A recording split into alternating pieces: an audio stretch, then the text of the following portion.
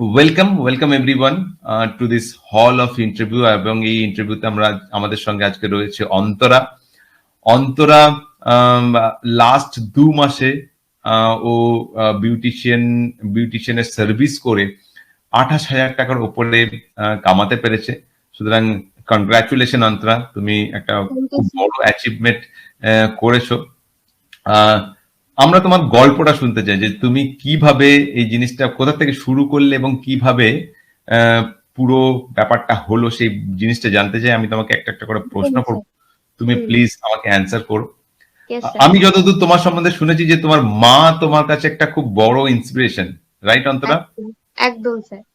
আচ্ছা, তো কথা ওখান থেকে শুরু, কিন্তু মা আমাকে জাস্ট আমাকে এই কোর্সটার জন্য যেটুকু টাকা দিয়েছিল সেটাই, বাড়তি কোনো টাকা আমাকে বলেছিল আমি কিন্তু ইনভেস্ট করবো না। হ্যাঁ, ফার্স্ট এর দিকটা হয়তো আমি চেয়েছিলাম যে আমাকে দাও, আমি তোমাকে রিটার্ন করে দেবো, কারণ আমার কাছে প্রোডাক্ট কিছু ছিল না। আমি আমাদের পার্লার থেকেই যে প্রোডাক্টটা কিনেছিলাম 400 টাকা দিয়ে, সেটা দিয়ে আমি ফার্স্ট শুরু করি। মানে আমি বাড়িতে শুরু করি, ফার্স্টে ফ্রি ট্রায়াল দিচ্ছিলাম সবাইকে মোটামুটি, যে ঠিক আছে আগে দেখো করে কেমন লাগে, যদি লাগে ভালো তাহলে নেক্সট বার যখন আসবো তখন আমি পেমেন্ট নেবো, তখন কিন্তু আমি ফ্রিতে করব না।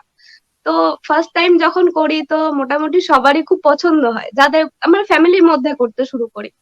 কিন্তু একটা জিনিস করিনি আমি এখনো, খুব কমই করেছি, সেটা হচ্ছে আইব্রো। আমি আইব্রোটাতে খুব বেশি কনফিডেন্ট ছিলাম না, তো আমি এটাতে হাত দেওয়ার চেষ্টা করিনি। কিন্তু অনেকেই আছে যারা বলেছে ঠিক আছে ট্রাই কর, মানে আমাদের অসুবিধা নেই এরকম। তুমি তুমি তুমি বিউটিশিয়ান শেখার আগেও অনেক কিছু ট্রাই করেছিলে, তাই না? এর হ্যাঁ, আগেও একদম বিউটিশিয়ান কি ট্রাই একদম। করেছিলে? হ্যাঁ, চাকরি তো অনেক চেষ্টা করেছি। প্রাইভেট সেক্টরে ঢুকেছি, সেখান থেকে বেরিয়ে এসেছি। একটা স্কুলে জব করতাম, সেটা ছেড়ে দিয়েছি। মানে সময়ের ব্যাপার, মাইনে ঠিকঠাক হতো না, বা জার্নি অনেক হয়ে যেত, যেটার জন্য হয়তো করতে পারতাম না। মানে আমার হয়তো উল্টে 5,000 টাকা পেতাম, সেখানে হয়তো 7,000 টাকা চলে যেত, এরকম একটাও হতো। ক্যাম্পে থাকতাম, তখনও সেম ব্যাপার, মানে ক্যাম্পে তো খাটনি বেশি, ওখানে যা মাইনে দেবে তার থেকে আমার খাটনি বেশি হয়ে যাবে, মানে ঠিক মন মতো হচ্ছিল না ব্যাপারটা। তো যার জন্য মানে এটাতেও আমি হয়তো আসছিলাম না, মানে যাব কি যাব না, দুটো মাইন্ড কাজ করছিল একসাথে, যে হ্যাঁ মনে হচ্ছিল একবার যাই। আমার সাথে তো আমি তো দিদি আমাকে প্রায় 5-6 দিন ফোন করেছে, আমি তো প্রায় 2 সপ্তাহ মতো পুরো গ্যাপ, মানে ক্লাস শুরু হওয়ার পর আমি গ্যাপ দিয়েছি এত। তারপরে যখন প্রীতিদি আমাকে ফোন করে করে ডাকতো, তুমি কি আসছো, তুমি কি আসছো, আমি বলতো হ্যাঁ যাচ্ছি, কিন্তু আমি যেতাম না। এরকমও করেছি। তো তারপর যখন গেলাম, ফার্স্ট দিন মানে আপনার সাথে ইন্ট্রোডাকশন করে এত ভালো লেগে গেছিল, তখন ডিসাইড করেছিলাম হ্যাঁ ঠিক আছে চলো ক্লাসটা একটু করাই যাক, দেখি না কি হয়, এতদিন তো ঘুরছি, তো ঠিক আছে চলো দেখা যাক। তো তারপর থেকে আপনার সাথে ক্লাস করে যে ওই যে একটা মাইন্ডটা একটা ক্লিক করে যায় না, অটোমেটিক একটা সুইচ অন হয়ে গেছিল। তো সেটা থেকে মনে হচ্ছিল ঠিক আছে নিজের জন্য করবো, কাউকে যদি ওকে, নাও করি নিজের জন্য তাহলে করবো। তুমি এর আগে অনেক কিছু ট্রাই করেছিলে এবং তারপরে আহ, তুমি বলছো তোমার মায়ের হেল্প নিয়ে তুমি বিউটিশিয়ান কোর্স শিখেছো মায়ের কাছ থেকে টাকা নিয়ে। হ্যাঁ, তো ঝলক একাডেমিতে বিউটিশিয়ান শেখার পরে এবং ঝলক একাডেমিতে বিউটিশিয়ান শেখার আগে এই দুটো লাইফের মধ্যে কতটা তফাৎ আছে তোমার? অনেকটা। এখন মানুষজন আমার কাছে চায় যে আমি আমার নিজের বেস্টটা যতটা দিই, তো তারা আমাকে ঠিক মানে হয়তো আগে যারা বলতো যে ঠিক আছে তোর দ্বারা হবে, তুই কিছু একটা কর, চাকরি বাকরির চেষ্টা কর, পড়াশোনা কর, কিন্তু এখন মানুষজন বলছে না তুই এই লাইনটাতে এগো, তোর এটাতে হাত আছে, তুই পারছিস সেটা করতে, তোর মানে মধ্যে এই ফিনান্সিয়ালি চেঞ্জ হয়েছে, মানে তুমি বিউটিশিয়ান একদম শেখার একদম আগে এবং বিউটিশিয়ান শেখার পরে ফিনান্সিয়ালি তোমার লাইফে কতটা চেঞ্জেস এসেছে? 1 নম্বর তখন আমি নিজেকে বলতাম আমি স্টুডেন্ট, আমার কাছে কিছু ছিল না, বাট আমি এখন কাউকে বলি না যে আমি স্টুডেন্ট, এখন আমি সগর্বে বলতে পারি যে আমি একজন বিউটিশিয়ান। রাইট। তো আর ফিনান্সিয়ালি পয়সার দিক থেকে?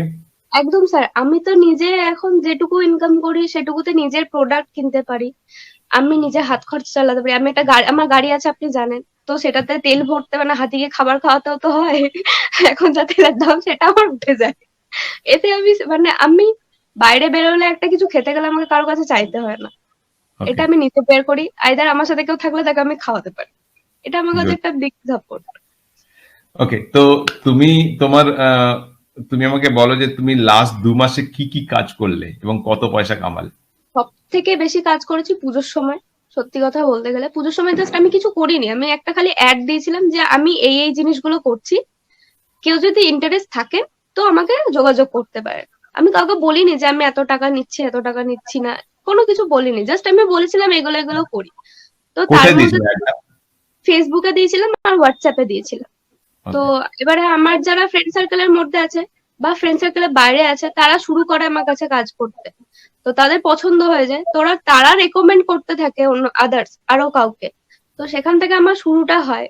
তো তখন আমি জানতাম না আমি কত নেব, আমি ওদের কাছে টাকা চাইতে পারতাম না, মানে কি বলবো গিয়ে এত টাকা লাগবে, এই কেমন শুনতে লাগে মানে। কিন্তু এখন ব্যাপারটা হচ্ছে এখন খুব প্রফেশনালি বলে দিই যে এইটার জন্য এত টাকা লাগবে, মানে হ্যাঁ। এই ব্যাপারটা চলে এসেছে যেটা তো কখনো তুমি ছিল না। লাস্ট মাসে এক্স্যাক্টলি কত টাকা কামিয়েছো? 28,470 টাকা। না লাস্ট আজ, আজকে যদি বলি তো আজকে কিন্তু বেশি হয়ে গেছে। আচ্ছা, তো আজকে মিলিয়ে কত হয়েছে? আজকে মিলিয়ে আজকে মিলিয়ে হয়ে যাবে প্রায়, ধরে রাখুন ওই 28, 29 হয়ে গেছে। 29 হয়ে গেছে। ওকে, গুড। তো এটা লাস্ট 2 মাসে? হ্যাঁ, একদম এর এই অক্টোবর এই থেকে আমি এই শুরু করেছি। 28,000 টাকা কি কি থেকে এসছে? ফেসিয়াল, মেকআপ, কি কি থেকে এসছে? ফেসিয়াল, না আমি বলছি ফেসিয়াল থেকে বেশি এসেছে, প্লাস পেডিকিউর ম্যানিকিউরটা মানুষজন করেছে, ওয়্যাক্সিং করেনি, বলতে গেলে করেনি কেউ। চুল কেটেছে, অনেকজনা হেয়ার কাট করেছে। আর লাস্ট এই সিজনটাতে যেটা বিয়ের সিজন শুরু হয়েছে, এখান থেকে আমার মেহেন্দি আর পার্টি মেকআপ আর হেয়ার স্টাইলে গেছে। মানে এখানে বেশিরভাগটা আমার হেয়ার স্টাইল আর শাড়ি ড্র্যাপিং এর জন্য নিচ্ছিলাম, মানে শাড়ি ড্র্যাপিং আর হেয়ার স্টাইল দুটো একসাথে করেছিলাম। তো সেখানে পার্টি মেকআপটা তারা চায়নি, বাট আমি টাচ আপ করেছি, তো যার জন্য ওরা আমাকে দিয়েছে, মানে ওরা ওরা খুব খুশি হয়েছে যে আমি এটা করেছি নিজে থেকে। তো ওদের হেয়ার স্টাইল করে ওরা খুব স্যাটিসফাই। মানে হ্যাঁ, এই জিনিসটাও বলার আছে যে এই যে ইনকামটা করেছি এখান থেকে কিন্তু আমি আমার ওই হেয়ার স্টাইলের জন্য আমি ওই কার্লার, ক্রিম্পার সব কিনেছি, ভেরি কারণ গুড। ওগুলো আমার খুব নিজের দরকার ছিল। নিজের কামানো টাকাতে আবার ইনভেস্ট করেছো, রি-ইনভেস্ট করেছো। একদম একদম, আমি যে কটা প্রোডাক্টও কিনেছি, আমি তো ধরুন আমার তো আপনার সাথে কথা হয়েছিল যে আমি কিভাবে কোথা থেকে প্রোডাক্ট নেব বা কিছু, আমি দেখলাম যে ঠিক আছে আমি যখন এত বেশি কিনতে পারবো না আমি কম কিনবো। তো আমি ছোট ছোট কিট গুলো কিনেছিলাম যেগুলোর মধ্যে পাউচ ছিল। তো ওরকম ভাবে ওই ছোট পাউচ গুলোতে কিনে কিনে আমি মোটামুটি করেছি, মানে যতগুলো কিনেছি, হ্যাঁ কোথাও কখনো দোকান থেকে কিনেছি, কখনো বা আমি নাইকা থেকে অর্ডার দিয়েছি বা পার্পল থেকে অর্ডার দিয়েছি, এরকম ভাবে দিয়ে করেছি। ওকে। ওকে, আর একটা কথা, যে তোমার কি মনে হয় যে এই বিজনেসটা কতটা প্রফিটেবল?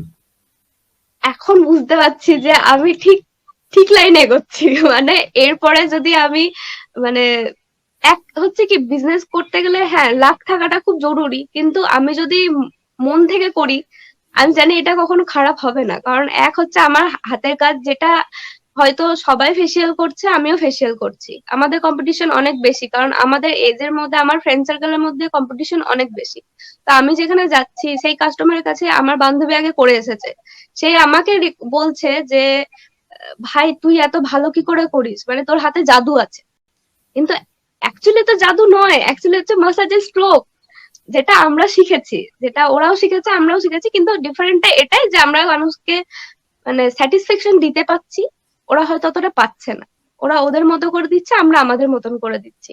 এই যে স্ট্রোক গুলো শিখিয়েছেন যেটার জন্য আমি খুব গ্রেটফুল, মানে শিখেছি, মন দিয়ে শিখেছি, এটা খুব মানে ভাগ্যে শিখিয়েছে প্রীতিদি, না হলে হয়তো পারতাম না, এত হাতে ধরে না শেখালে হয়তো আমি পারতাম না কখনো, থ্যাংক ইউ, কারণ থ্যাংক ইউ। কিছুই জানতাম না।